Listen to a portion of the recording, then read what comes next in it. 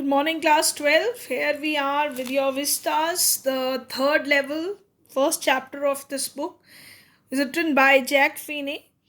This is the story which is written by the narrator in a very efficient manner. He has woven this story with reality and fantasy all together, and we are stuck to the story.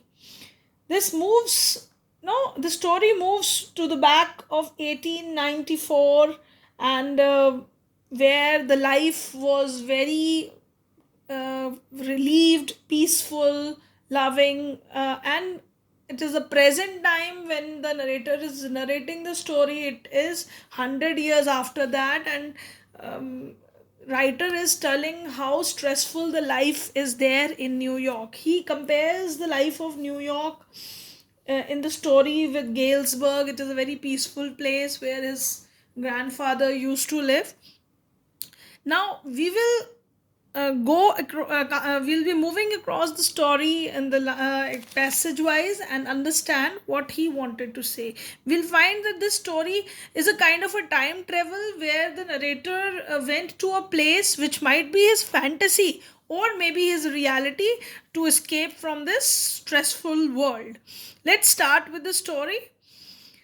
The presidents of the New York Central and the New York, New Haven, and Hartford railroads will swear on the stack of timetables that there are only two, but I say there are three because I have been on the third level of the Grand Central Station.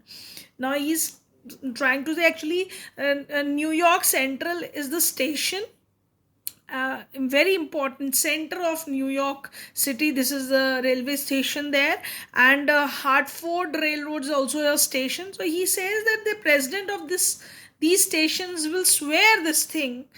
The president is the highest post, and they are going to swear this thing that they have only two floors of two levels. Here is referred to floors, so only two floors are there. But he says, the narrator is saying that I say three because I have been on the third level of Grand Central Station. He said that he has gone to the third story of the Grand Central Station. We'll come to know what experience he had through the story.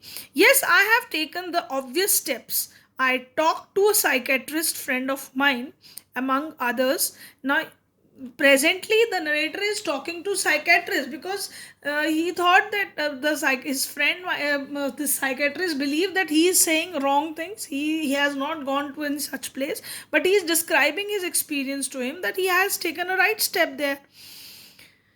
And he said it was walking dream wish fulfillment, and the psychiatrist of the author was telling him that it was a walking dream wish fulfillment means it is a dream which he was watching during the daytime, and this dream shows his desires which are to be fulfilled. He said, I was unhappy. That made my wife kind of mad, but he explained that he meant the modern world is full of insecurity, fear, war, worries, and all the rest of it, and that I just want to escape. Well, who doesn't? Everybody I know wants to escape, but they don't wander down into any third level at the Grand Central Station. Now, narrators, this psychiatrist give him the reason that he is not happy. That's why he is going through such kind of daydreams. For listening this thing, the wife of narrator feels very angry that he is unhappy, but actually then the psychiatrist explained to them that he is not talking about their marriage unhappiness, but he is talking about the fears and insecurities of the modern life, war, worries, all the things which goes on in the modern world. These worries might be bothering him, and he wanted to escape from all this. And everybody, definitely everybody, nobody wants to be in this kind of stress. So this author says that, but he has been to a Grand Central Station third level, and they are not believing it. But that's the reason, he said, and my friends all agreed. Everything points to it, they claim. My stamps collecting, for example, that's a temporary refuge from reality. Now, everybody was giving him explanation for his this kind of thinking, that he has gone to the third level of Grand Central Station. So everybody was giving him excuses for why he's thinking that that could not be possible, because the station is only having two stories. Practically it was having only two stories, but they were others were giving him the reason why this kind of thinking this author was going through. So they that he wanted to escape from this reality. And this is the reason, this your stamp collection hobby is also the reason for a this that is a temporary refuge from reality, and you wanted to take shelter under this. These hobbies provide you a kind of happiness, internal happiness. So they give him the reason that you go on collecting the stamps, and this is because you are internally unhappy somewhere, and you wanted to take shelter through this hobby. You wanted to have a shelter of peace through this hobby, and that's why you are doing it. Well, maybe, but my grandfather didn't need any refuge from reality. Things were pretty nice and peaceful. Now he explained the reason for it, that this cannot be the reason, because this stamp collecting hobby was he got from his grandfather, because the stamp collection was of his grandfather, and he was continuing his hobby himself. So he says that his grandfather life was very peaceful. So how one can say that this hobbies are a kind of a temporary refuge from the harsh realities of life. So, and life in the previous days of his grandfather was very nice. From all I hear, and I started my collection. It's nice collection too. Blocks and four of practically every US issue, first day covers, and so on. President Roosevelt collected stamps too. So his stamp collection is a very nice collection of stamps, because that collection belongs to his grandfather and then it comes to him. So very nice collection. So many US tickets which were issued, first day covers. First day covers means when the ticket is issued on the first day, people used to want that ticket. So what they did, they buy that ticket and they post an envelope on a particular address with that ticket. Nothing is written inside, because they simply want the date and time of the post office on that stamp, so that it is confirmed that this was issued on this date. So that is a first day cover. So that was also collected in his stamp collection. And even President Roosevelt collected stamp too, and he also explained the reason to his friends and people that uh, President Roosevelt, who is a really successful president, he also has this collecting stamp as a hobby. So one cannot be unhappy.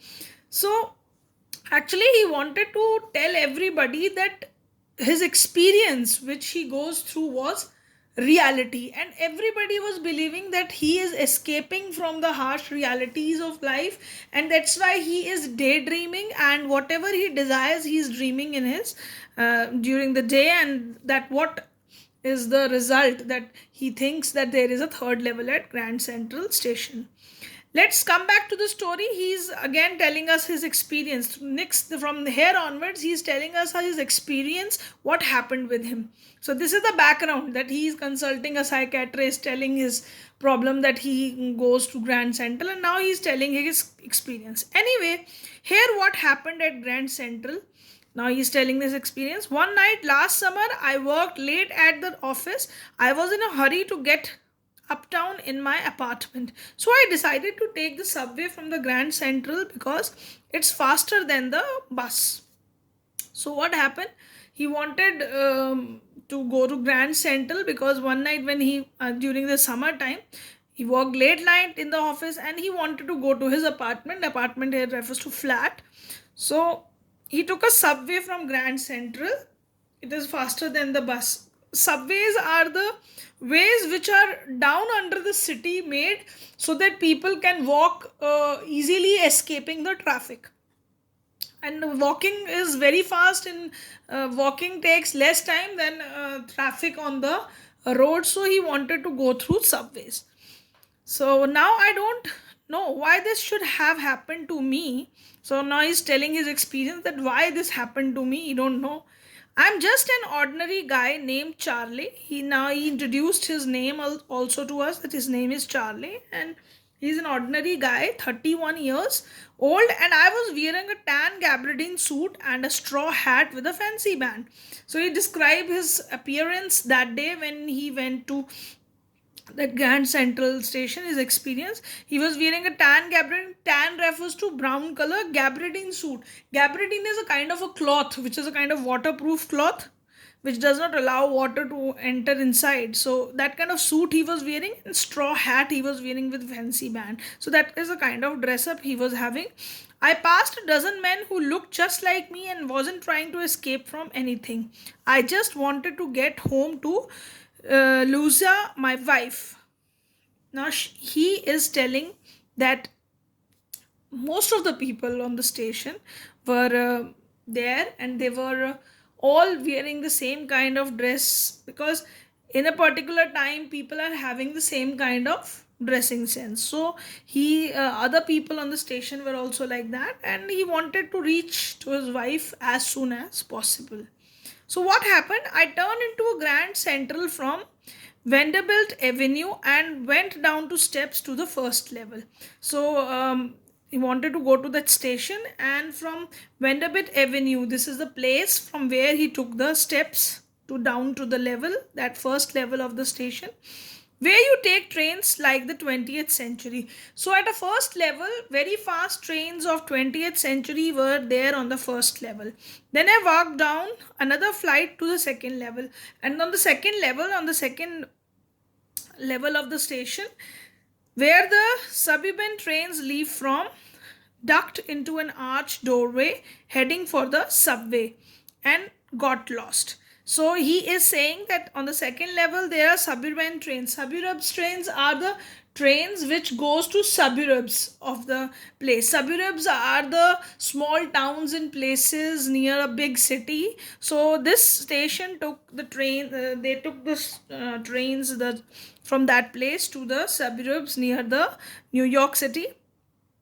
And then there is a doorway from the subway, and he got lost in that track, because this suburbs are made in such a way, in a networking of ways are there down the main city, so they reach, and a lot of network of paths are there.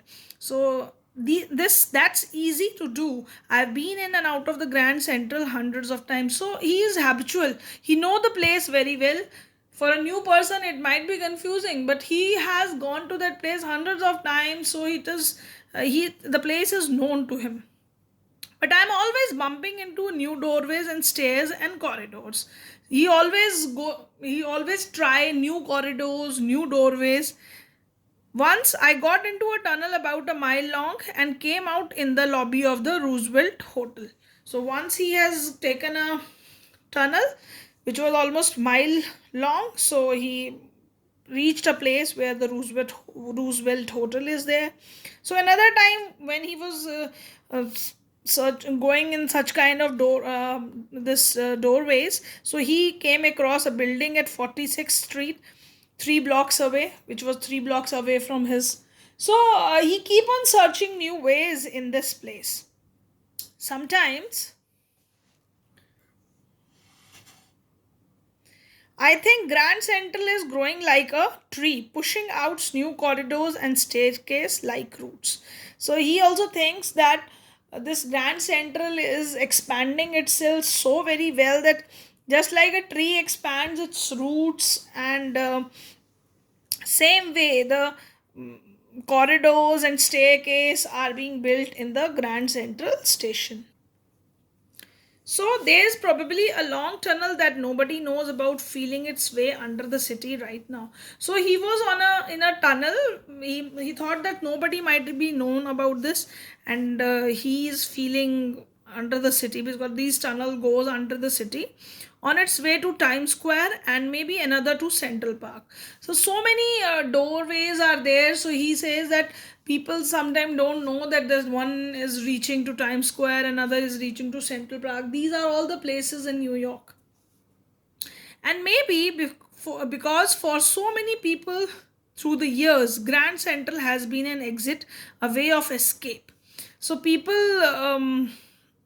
go through this Grand Central, and they take this place and move to another place and move out of this. This is a place of exit for many people. Maybe that's how the tunnel I got into. And this is where he was thinking all these things when he get into a tunnel. But I never told my psychiatrist friend about that idea. So this what he was thinking about these tunnels, he didn't told to his psychiatrist friend, because he don't want him that he was thinking all these things when he entered the tunnel. So the corridor I was in began angling left and slanting downwards, and I thought that was wrong. And then what happened? The corridors he was in, the corridor in which he was walking, it was angling towards left, that means it was diverting towards left and slanting downwards. Little bit slant is there. And then a thought came in his mind that he might be have taken a wrong corridor, but I kept on walking. He keep on walking still, because we came to know from the last paragraph that he likes to excavate new passages in the suburb, in this subways. All I could hear was the empty sound of my own foot, and I didn't pass a soul. So when he was walking in this corridors, he didn't find anyone there. Only he was hearing his footsteps. That means no one else was there. Then I heard the sort of hollow roar ahead. That means open space and people talking. So then after sometimes he heard the sound of people. That means the corridor is opening somewhere.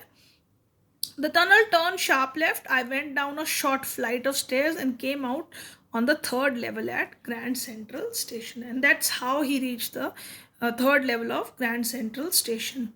For just a moment, I thought I was back on the second level, but I saw the room was smaller.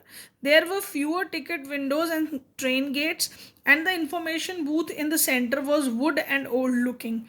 And the man in the booth wore a green eye shades and long black sleeves protectors. The lights were dim and sort of flickering. Then I saw why. They were open flame gas lights. Now he realized that he was on the third level of the Grand Central Station, because first he get this idea that he is on the second level again, but then he realized that this place is not that what it looks at the second level, because the rooms in that places were very small, very few ticket counter windows were there, train gates were less, and the information center which provides the information to the passenger, they were made of wood and they were made in the center, just as the old way the stations were made, that way that station looked. And the person who was sitting in the booth, he was wearing green eye shades, that what he observed there, and his long black sleeves protectors. He was wearing that different kind of a dress. The lights were dim and sort of flickering. They were flickering, that means they were on and off, frequently on and off, these lights were having. And then he noticed that they were open flame glass lights. They were old styled gas lights, because they were not the lights which were used in the present day. So that's what he noticed about those lights there at that moment. So he know that he is at third level from this very place. Now there was a brass pitons on the floor, and across the station a glint of light caught my eyes. A man was pulling a gold watch from his vest pocket. He snapped open the cover, glanced at his watch and frowned. He wore a derby hat and a black four-button suit with tiny lapels, and he had a big black handlebar mustache. Then I looked around and saw that everyone in the station was dressed like 18th 90 something. I never saw so many beards, sideburns, and fancy mustaches in my life. A woman walked in through the train gate. She wore a dress with leg off mutton sleeves and skirts to the top of her high button shoes. Back of her, out on the track, I caught a glimpse of a locomotive, a very small Courier and Eve locomotive with a funnel shaped stack, and then I knew. So these all things are there which made author think that what he is at what place he is, and because this was the place with brass pitons. Piton is a thing which is container which is used for spitting, and then he noticed that station is having a glint of light. This bright light is this caught his eyes, and a man with his gold watch in his pocket. All the scenario is of 1894, when people used to keep the watches in their pocket. Old style watches were there, and he just snapped it. Just snapped it, means he just broke with open with jerk that watch, and then he frowned at it, and what he frowned, he gives an angry expression. He was wearing a hat, black four button suit. This all old style clothes they were wearing, and their big mustaches were there, black. And then everybody noticed also that everybody was dressed the way in people used to dress up in 1890 something. And he has seen so many people there with beard and very fancy mustaches with sideburns, different kind of hairstyle in that era of time. So even he noticed a woman who was wearing a dress which is of mutton sleeves. That is a fashion during that time. So the skirt she was wearing with shoes, high button shoes. So that kind of dress up which belonged to 1894. So he believes, and even he noticed the locomotive, that is the engine, which is very small one, and with a funnel shaped stack. Funnel shaped stack here refers to, stack is a chimney with old style chimney. So the engine also looked very old one. So this refers, he realized that he is at the third level, and this level is an old place.